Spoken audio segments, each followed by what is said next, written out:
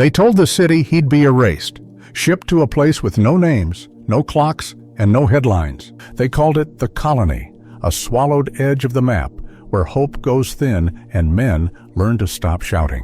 When the van doors opened, the sun did not welcome him. The concrete did. Still, he stepped out smiling, and that smile was the first wrong thing anyone there expected. He didn't scream. He listened.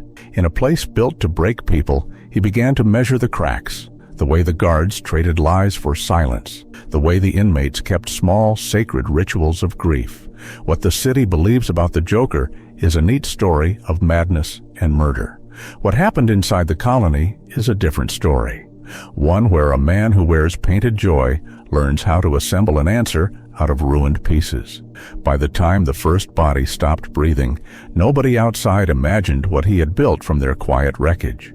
They taught him the rhythm of silence first, how to move without a shout, how to lean into a conversation and make people tell you what they meant instead of what they said. He learned the colony's language, the cough that meant fear, the way a guard's boot scuffed when he lied, the soft prayer that rose from men who had stopped believing in prayer. He listened like a patient thief, collecting fragments, a name dropped like a stone, a memory that smelled like bleach and diesel, a joke that hid a confession. Little by little, he assembled people instead of plans. He did not announce himself as a leader. He smiled, learned names, mended a torn sleeve for a man who had once been a carpenter, sat with a woman who kept folding the same origami swan until its paper cracked. "Why fix what's already broken?" a guard sneered once, watching him. The Joker shrugged and said, "Because the broken keep something that the whole have never known: honesty." The guard laughed, but even laughter can be a small surrender. In the quiet hours, under lights that buzzed like trapped flies, he taught small skills as if they were secrets. How to set a joint that won't squeal, how to make a chair hold a man's weight without falling, how to build a model that tells truth in miniature. He made a pact with the forgotten craftsmen, the ex-cooks, the desk clerks, the dry-eyed tradesmen, and they began to carve the colony's scraps into something impossible. They used toothbrushes to whittle, tattered bedsheets to stitch facades, rusted cutlery to nail down streets. It looked like a child's playroom from far away, until you leaned in and saw it was an entire city, mapped to the exact crooked intimacy of the streets outside. He called it a mirror, and that name made older men snort, made the guards roll their eyes. But when the first houses rose, one window crooked because its real-world counterpart had a cracked pane, a tiny bakery door with a slanted sign because the actual bakery had been sold to a corporation last fall. The mirror stopped being a joke. It became a map of debts. The inmates made a registry, names written on folded paper, placed behind each tiny door, names of those who had broken them: supervisors, lawyers, landlords, the men who had turned a life into a case number. They laid those papers like seeds. "Why bring the city inside?" whispered Tomas, a man whose hands trembled and whose sentences never finished. "So the people who live there can finally see what they did," Joker answered. He wasn't talking about justice in the legal sense. He was talking about a moral mirror, a force that made faces uncomfortably familiar when they looked at them. He wanted the city to recognize its own face, to flinch. Word threaded out the way threads always do in places like this, through a sympathetic warden with a conscience and a press officer hungry for a human interest story. The outside smelled the hint of redemption and came in a tidy delegation. Cameras, polite questions, a prosecutor who once smiled at the idea of permanent removal. They wanted to see the rehabilitation experiment. They wanted photos. The Joker prepared a welcome that wore no promises but contained intent. On the day the visitors came, the mirror had a small square of paper tied to its center, names folded into a bouquet. At first, the cameras lingered on painted facades and the painstaking detail, a rust stain here that matched an alley outside, a chipped step that matched the courthouse entry. Then the inmates began to speak, not loud, not as a chorus. One by one, they told short stories. A rent hike that stole a father's work, an evidence file that vanished, a night when a police cruiser drove past a house that later burned. The stories were simple and exact, like testimonies read from something the city had never let them keep. memory. The prosecutor's smile thinned as a man described a signature on a paper the prosecutor had once signed.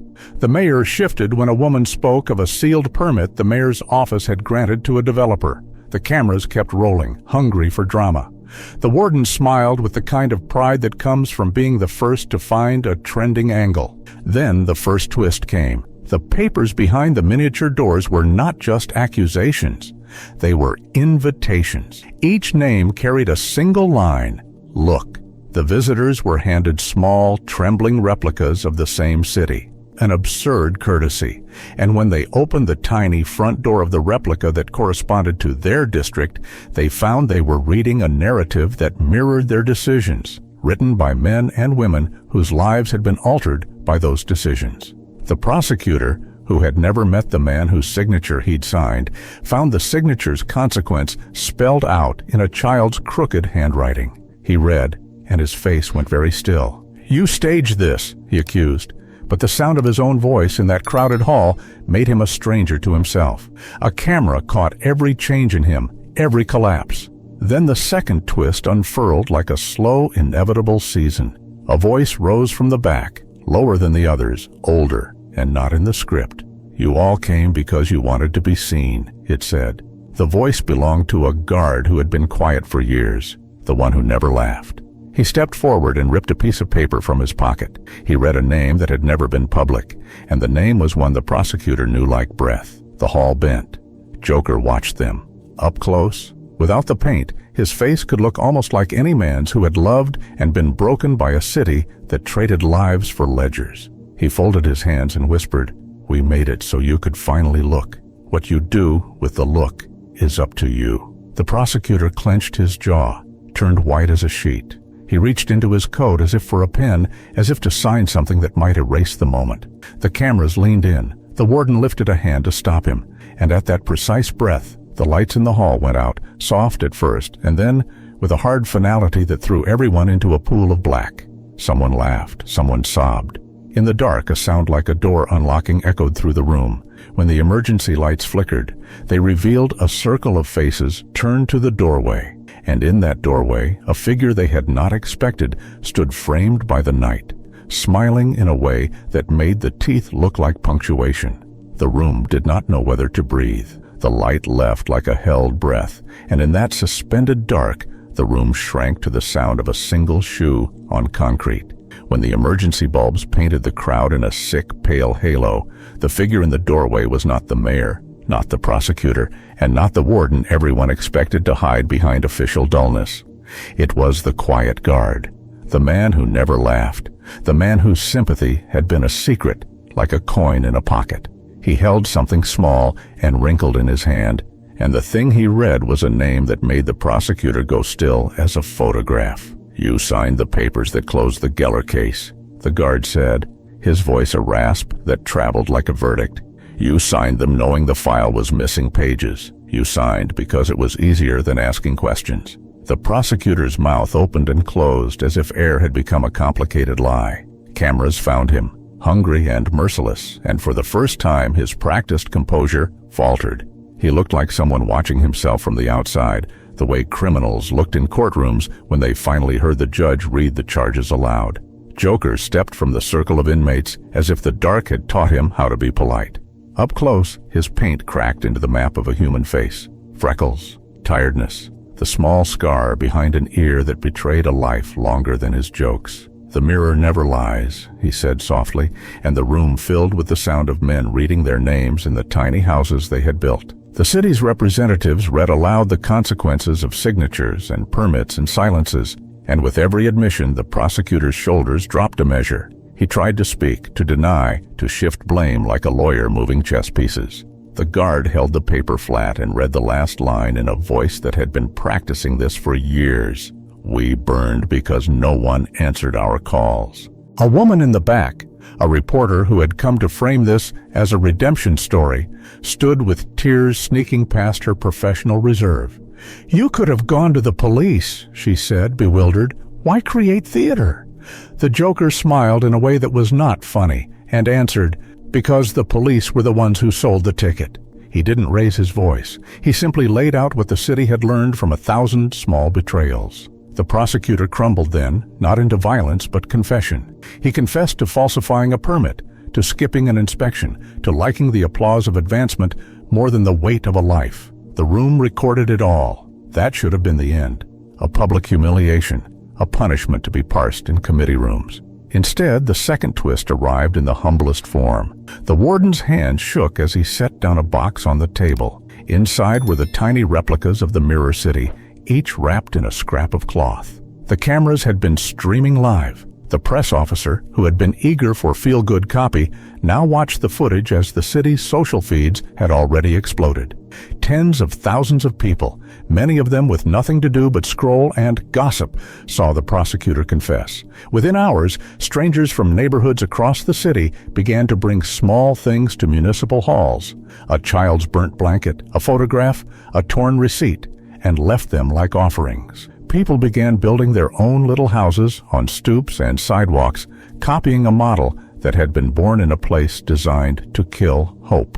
Joker watched this from where he had been sat, hands folded, a kind of pleased sadness moving his eyes. "You sent me where no one survives," he said to the room, to the cameras, to the city beyond, so I could learn how to build something they would have to carry back. The words were simple and terrible, like a ledger entry that balanced at last. The mayor made a show of calling for arrests, but the sound of the crowd filing into streets was already louder than his proclamation. People were not coming for the violence he promised. They were coming because someone had given them vocabulary for complaint and, strangely, for hope. As night folded into the city, the mirror began to travel. Tiny houses, carried by hands that once tossed garbage in alleys and by polite hands that had once signed contracts in glass towers, filled a plaza as if a child had dumped a box of toys that suddenly made sense.